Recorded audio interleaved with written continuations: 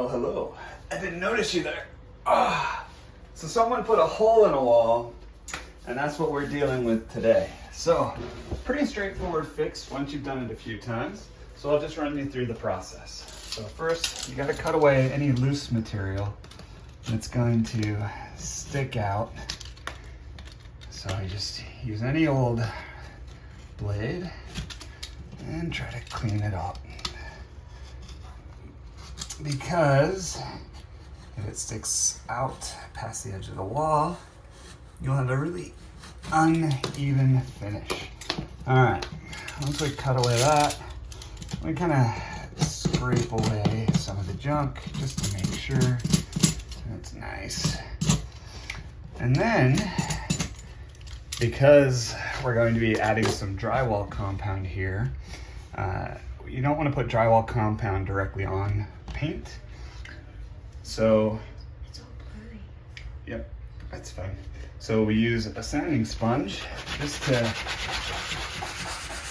roughen up the paint all around the area.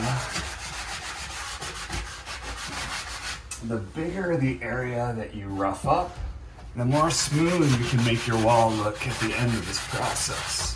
So, keep it nice and wide.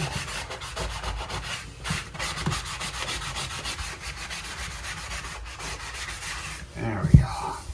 So that gets rid of the outermost layer of paint and creates a surface that drywall compound can stick to. Next, a patch. These are easy, these are cheap.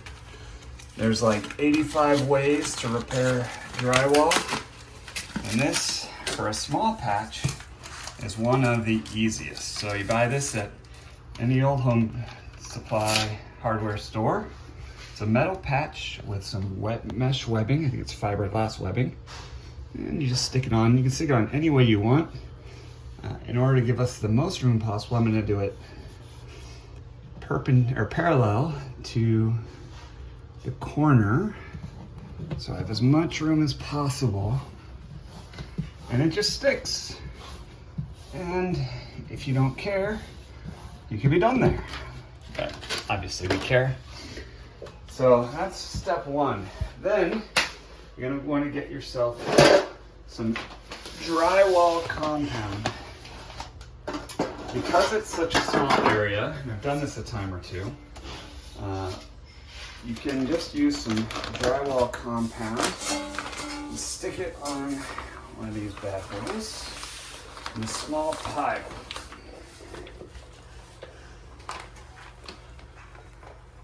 Need to be a little more level. There we go. Okay, so just make a small mound, like so. And you can use a drywall knife or anything. Just make a small circle in it. And what we're going to do is we're going to fill this small area with water. Hang on. So we want to make sure all the sides are roughly the same height, so the water's not going to have any place to leak. And for the video, we've prepped some small little cup of water. Just like so. So if you need more water, you can add more water. It's awfully hard to add less water. And then you go from the outside in. And if you get a hole, that's okay. You just gotta mix this stuff. So we mix it as best you can, trying to keep everything contained. Now, you can get the drywall compound either as a powder, as a mix like I have here, or you can buy a bucket of the pre-mixed compound. If you're doing a small job, getting the powder is going to be better because it allows you to get exactly how much you need, whereas the pre-mixed stuff, if you don't use it, eventually it'll go bad. So just mix this all up. whatever your preferred consistency is. I like mine a little thicker because I think it goes on a little easier. It's easier to work with and control. Some people like it thinner, but I like mine about like cake frosting. Once it's all nice and mixed, and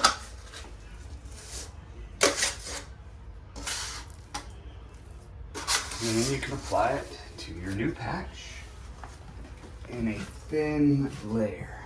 The key is you stick it on and then you thin it out, you spread it out. These are called knives with your knife. Now again, because we're so close to the corner, I gotta kind of work in angles. And as you see, you just go, make sure it's nice and thin on the edges. There we go. And when you get a loose string, which happens, you just pull it off. And it'll get thrown away at the end of the process. All right. So when you're doing this, you want to apply pressure on the outside edge. So if we were to look at it on the other side, on the bottom, I push down hard on the bottom. When I'm doing the top, I'm pushing on the top. So here, I'm pushing on the top and then scraping away. Here I'm pushing on the bottom and scraping away. Pushing on the outside. Looks like I need a little more to make sure the mesh is all covered. And this will usually take a couple of coats where you will be drying and sanding in between coats. So once you have it most of the way there, you're going to take a break and let the drywall mud harden and come back and do another coat later. There we go. So it's relatively smooth, but you can see there's still a lot of lines visible. So I'll need a second coat. But this particular product, if you step back, you'll see it is a fast set 90. So it uses chemicals so that it will harden and set in 90 minutes. So what I'm going to do is we'll take a break here, come back in about 2 hours to give plenty of time to dry, and do the next sanding and the next coat. See you in 2 hours. All right, so it's been a couple hours. You can see mostly dry here. So we're gonna hit it really quick with light sanding. Really light sanding. Because we're not trying to take off material. We're just trying to smooth it out so that as we do our next coat, it stays smooth.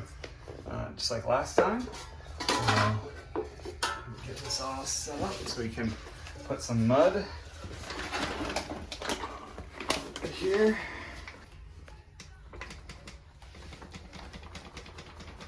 And the second coat's not going to take much mud or water.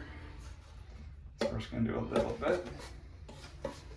Again, same thing. We form a small well, which will fill with water, and mix it all in slowly. There we go. This will probably need a little more water, but that's okay. Just sprinkle it over.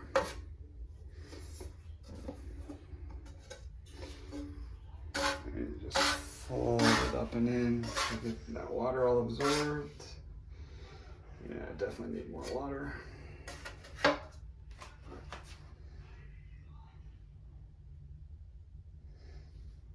And we just take our time so that we don't make messes.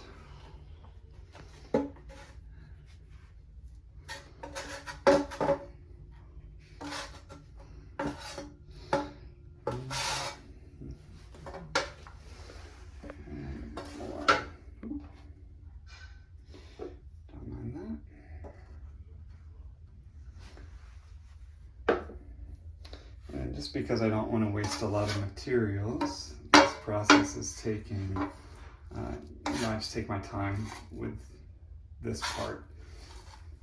If I didn't care about materials, I'd just use my big mud pan, which is this thing here, and make a big batch. But, try to save a little so we can Just buy one of these bags every couple of years.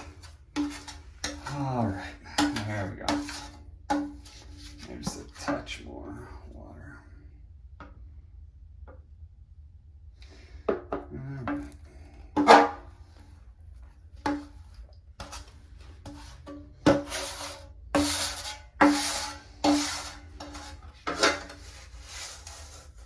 There we go. Seems pretty smooth. So we just get some on our knife. And we repeat the initial process.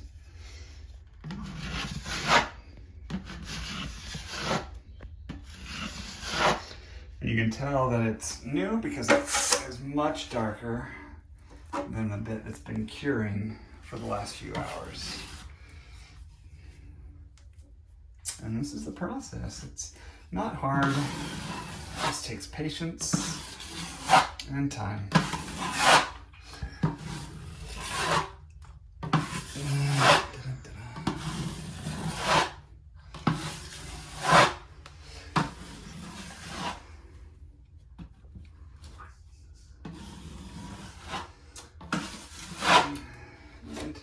Once you've gotten it thick enough that you don't see the little threads in the patch, then you know you're thick enough.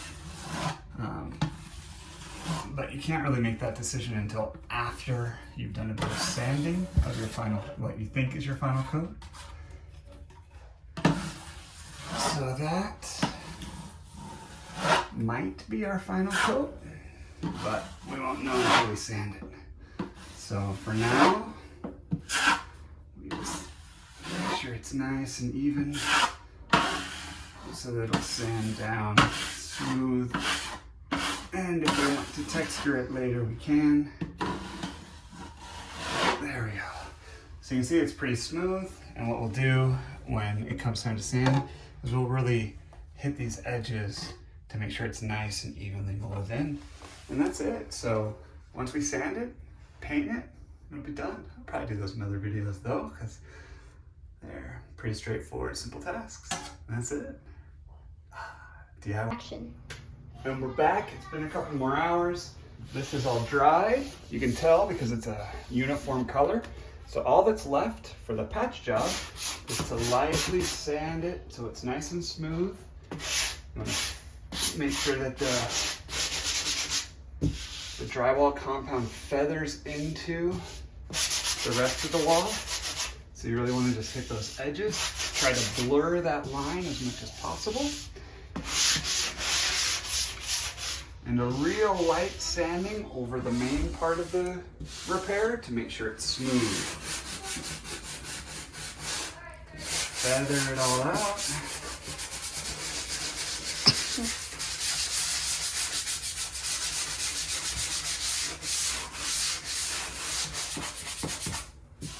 And while there will be a little bit of a bump, it should be smooth enough that the eye cannot tell it's there.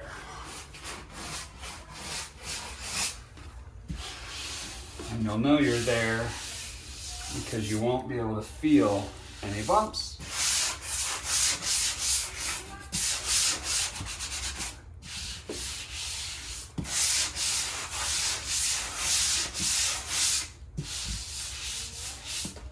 And just like that, your repair is done.